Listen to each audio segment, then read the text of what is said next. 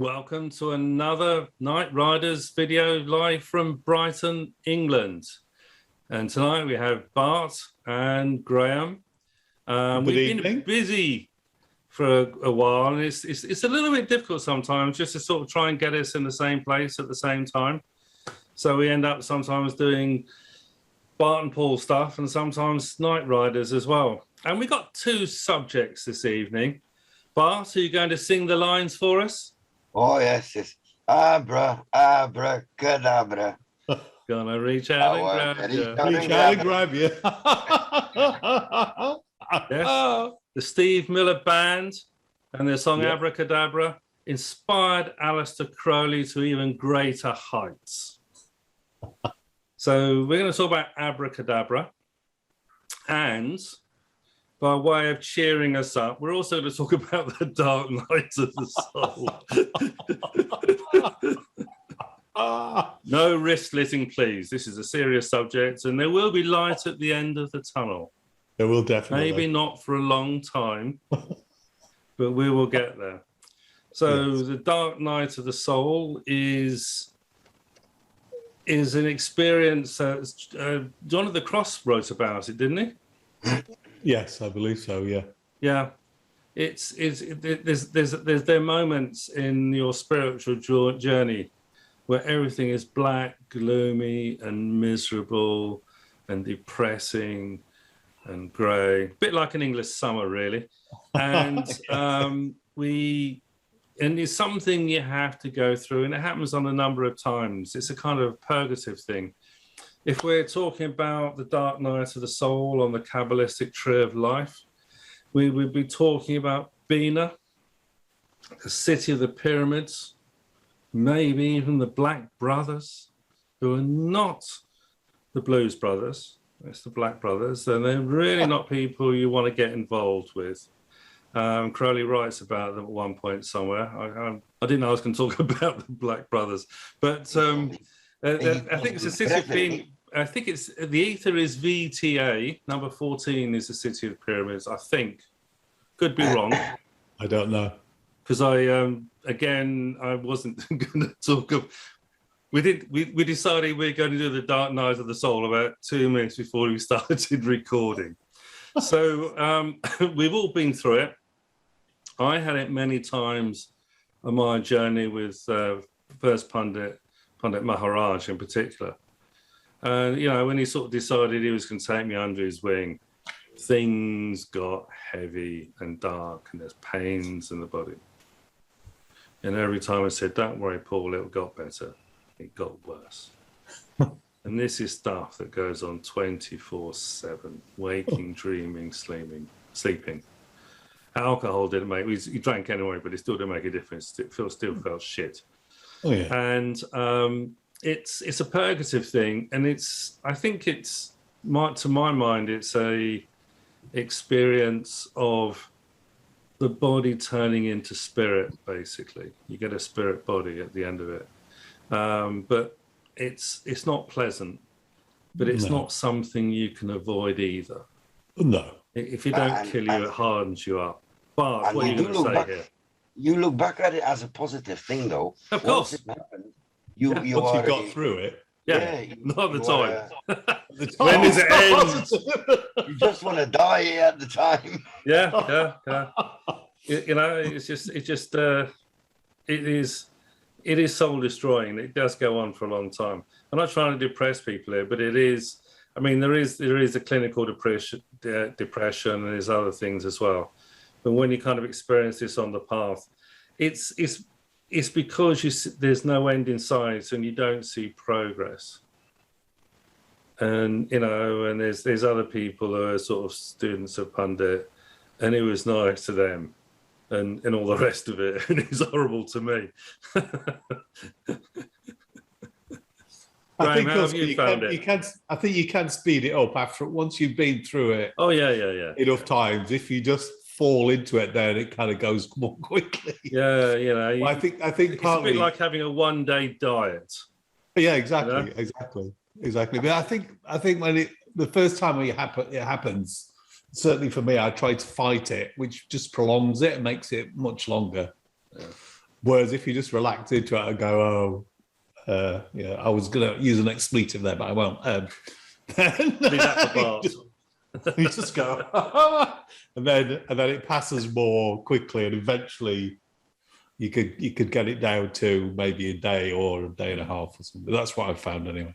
But it is like, I think in shamanic traditions, it's like being torn apart by crocodiles or by in Isaiah. They have the same thing, don't they? You know, Yes. the blood of bones on the field of bones in Isaiah. Yes. And there's it's an alchemical process of the Negrido, which is the first alchemical process you go through. Negrido means black. Yeah. It's the blackening phase. Yeah. And Carl Jung wrote a lot of interesting stuff on the subject, and there's some interesting Jungian therapists who've written on this stage, because it's something I see a lot in tarot, in my tarot readings for clients. You know, they're going through this stuff. Yeah. And all you can do is say, keep going. Just keep. You know, it'll pass. When will it pass? Don't, I say that, long now. Yeah, you're not depressed. Going. You're not depressed enough yet. There's a lot of truth in that. The other side of it, though, I think, is generally after going through it, then you have a lot of creativity. Yeah. So I think it's partly letting go of old ideas or models or things that are no longer working. Yes. It's not just letting go. It's like they just die a very long and horrible and painful death. Yeah. Till you have no other choice but to amputate them. Let them die. I'll help them to die. Yeah. So, but Paul, you were just saying that. Yes, it is true, but you go through several dark nights of the soul. But in my experience now, I've had one big one. You know, after leaving home, and really, I've had one big dark night of the soul, and then later you feel that process repeating itself. And the thing is, since you recognize it, you know how to place it, and it makes it easier to deal with. But I did have one very big one, you know, the one where where I went like from boy to man. I don't know how to say, but you know, it's that age in my 20s where I don't know, where I've had one big dark night of the soul, and I've had others later, but they're nothing compared to that big first one. So kids today, they don't know they're born, do they? No. The really big one for me was much later. I think it was more like late 30s. That was when I had my really big. And were you on your own when you had it? Say again? Were you on your own? I lived on my own when I had mine. I think you're on your own anyway, whether you're with other people or not. You're on your own. That must be hell if you live with someone and you're going through that. Oh yeah. For the other person as well. Oh yeah, totally. Yeah. The way you're talking, it makes me think that I probably started mine about 16, and it went on for 20 years, and then I met Bandit, and then it got worse, and then you reach the climax, and then it's like, yeah, okay, that's gone. Right, what do I do now? Don't know. You spent so long fighting and battling, you're pretty bereft of any kind of inspiration at that point, as well. I'll tell you what, though. I mean, it's funny because you know, whenever people throw black magic at you, it's never as bad as the Dark Night of the Soul. Give me your worst. I've had it far worse than this. You don't scare me. But the thing I found, the Dark Night of the Soul, is everything is going all right. When you look at the facts, you know, the earth level of things, yes, I've got money on my bank accounts, all my bills are paid, my fridge is full, and yet I want to shoot myself. Yeah.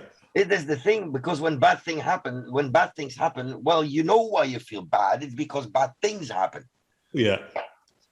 But no rhyme or reason to it, though, is that you can't rush it. It's completely irrational. There's no way of rationalizing what's going on. And you can't talk about it to anyone either, you know, because they're not going to understand. Exactly. No one can understand. My sister is going through such a thing now.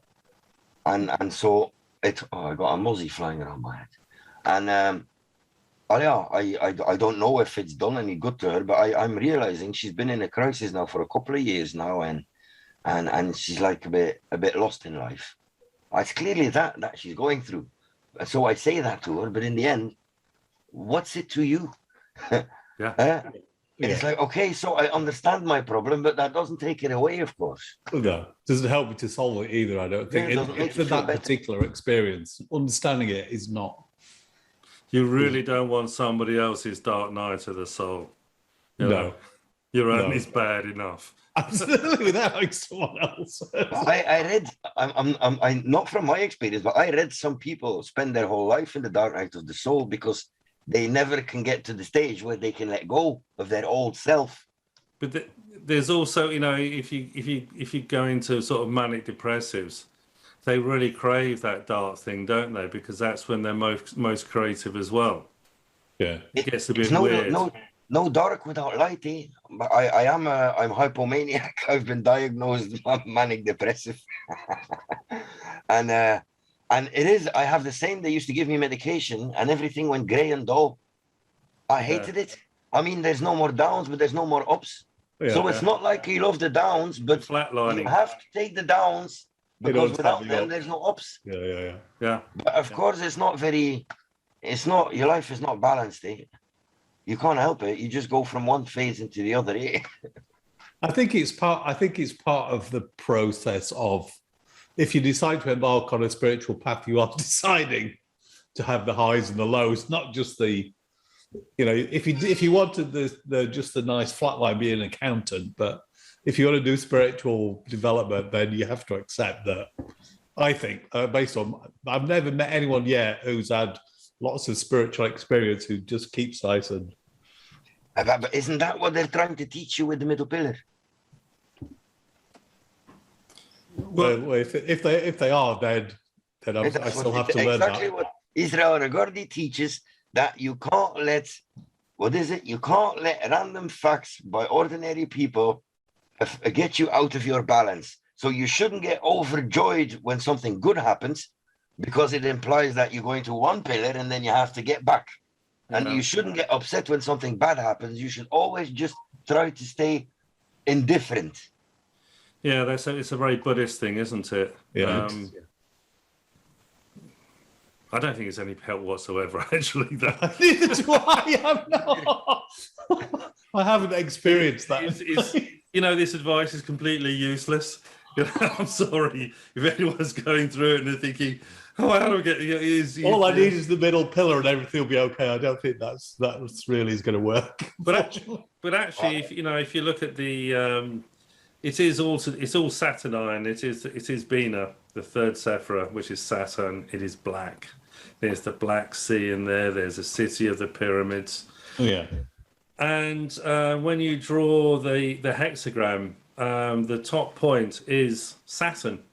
Yeah. So Saturn is actually sitting not off on one side.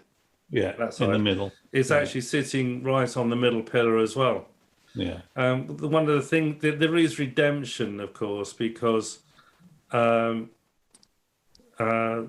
High Priestess is the third letter Gimel on the middle pillar between Keter and Tiphereth, and it goes down to Tiphereth and the Sun, and then Yesod, and then down to Malkot. But the thing is that the 3 times 3 is 9, and which is the number of Yesod on the moon. So there is a lunar kind of thing that goes with all this as well. So you bring in Lilith. Well, Babylon is very much the cup, isn't she? And she's in Saturn as well. So it's yeah. You just, if you haven't done it, you're not doing it. No, I didn't have one. I was fine. I never needed one. Okay.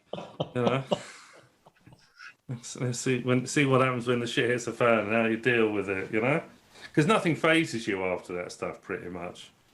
You just.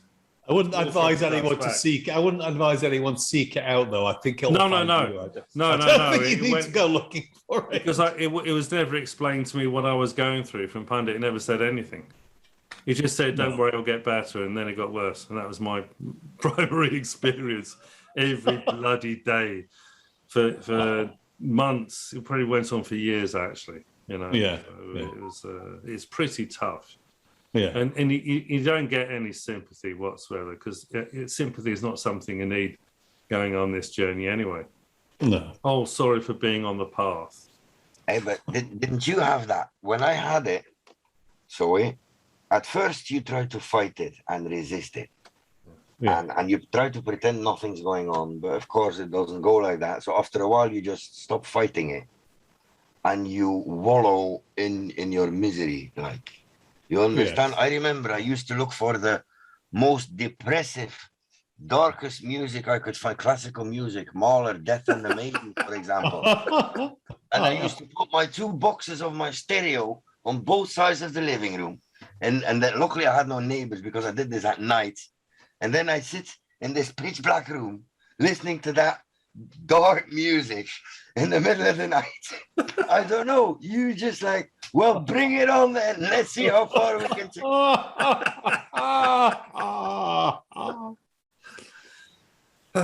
Dear me. So I think we've done that subject to death for a while, haven't we? Oh, we had a good laugh, eh? Yeah. Definitely. It's comedy gold out of misery and the The happy misery. I think because in part the Abramelin experience is a bit like that as well, isn't it? Yes, it is. Yeah. Yeah. I think so, yeah. Maybe that's a topic for another video. The Yeah. Abramelin next. One of these days we'll actually remember and write down these topics, because yeah, good one, we'll do that. And then it's like, oh, what are we going to do? I don't know, I can't think of anything. And then we It have is, something else. because all the cowboy stories that go around about the Abramelin ritual in Boleskine House by Crowley, you hear a lot of cowboy stories here about he didn't finish it, and he's been releasing ghosts and demons in Loch Ness, and what is it all? That's called projection. Yeah. Okay. You know, these teenagers, these fat blokes, they've got a t-shirt with Corazon written on it. It's like they're hard. Corazon, that's another subject we need to do. Yeah, it is. And the 10 Theses sax. What great fun. Isn't that Spanish salami? What? Chorizo. Bronzon. Oh, it's Corazon. Sorry. Demon Corons. When I came across him, it wasn't that big deal actually. It was just like, yeah, okay. Oh, all right, that's the one that's it's supposed to be really dangerous and scary. Oh, right, okay. Right. Yeah, but that's Because also connected to the Dark Night of the Soul. Actually, Coronzon, he's the one who was in the abyss. Yeah. Yes.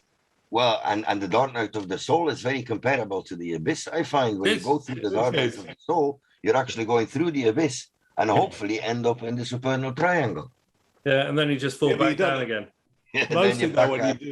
Most of when you're doing the Dark Night of the Soul, you don't have a map. I mean, you learn that later, but you don't know at the time. Yeah. Oh, this There is is no this map. or that. It's just what's going on. You Fumbling don't have in a the choice dark. either. You don't really have a choice either. You don't need a map. You'll get You where don't, you need. no, you don't need a map. No, you don't need a map. You just need a good pair of lungs and Lots of tissues for crying. lots of tissues. Yes. For crying, I mean, for crying. Right then. So there you have it. Laugh your way through the dark night of the soul with Graham, Paul, and Bart.